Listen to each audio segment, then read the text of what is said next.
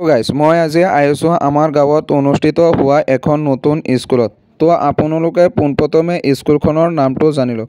তো স্কুলখনৰ নামটো হ'ল জ্ঞানপীঠ ছিনিয়ৰ ছেকেণ্ডেৰী স্কুল। তো গাইজ মই আজি ভিডিঅ'টো বনোৱাৰ এইটোৱে উদ্দেশ্য যে আজি স্কুলৰ প্ৰথম দিন অৰ্থাৎ প্ৰতিষ্ঠা দিৱস। তো আপোনালোকে ভিডিঅ'টো শেষলৈকে চাই থাকিব যাতে স্কুলখনত কি সুবিধা আছে আৰু কেনেকুৱা শিক্ষাদান দিয়া হ'ব। তো মই ভিডিঅ'টোৰ মাজেদি কৈ আছোঁ। তো গাইজ এইফালে চাওক, পোনপ্ৰথমে ফিতাটো কাটিলে অৰ্থাৎ শুভকামনা কৰিলে।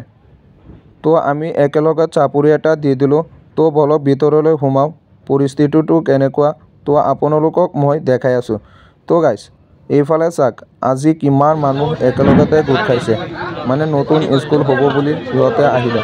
তো সিহঁতক অশেষ ধন্যবাদ জনাওঁ। তো গাইজ এইফালে আমি বহি পোনপ্ৰথমে কোৰাণ তেলাওয়াতটো শুনিলোঁ। তো ভলক কোৰাণ তেলাওয়াতটো শুনিলোঁ।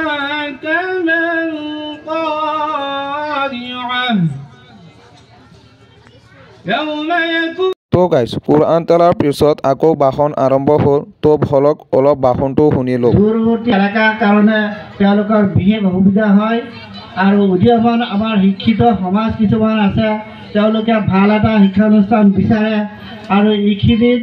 তো গাইজ ভাষণটো শেষ হোৱাৰ পিছত এজন মানুহে এটা গান ক'লে। তো ভলক গানটো শুনিলোঁ।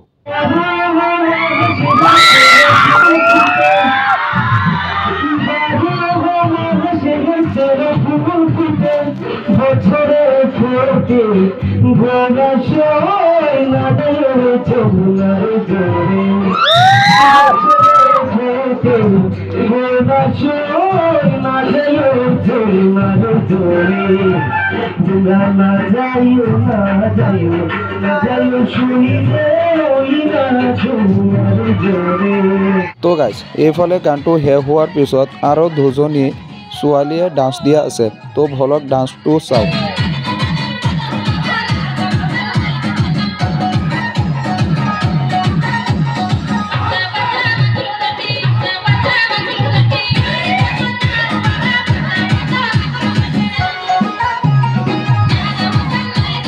তো গাইজ সৰু দুজনী ছোৱালীয়ে ডান্সটো বহুত ধুনীয়া লাগিছে।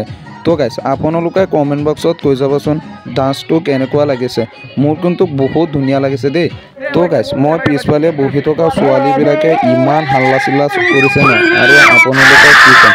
তো গাইজ এইফালে চাওক, আমি একেলগতে গোটেইখিনি ফূৰ্তি কৰিলোঁ।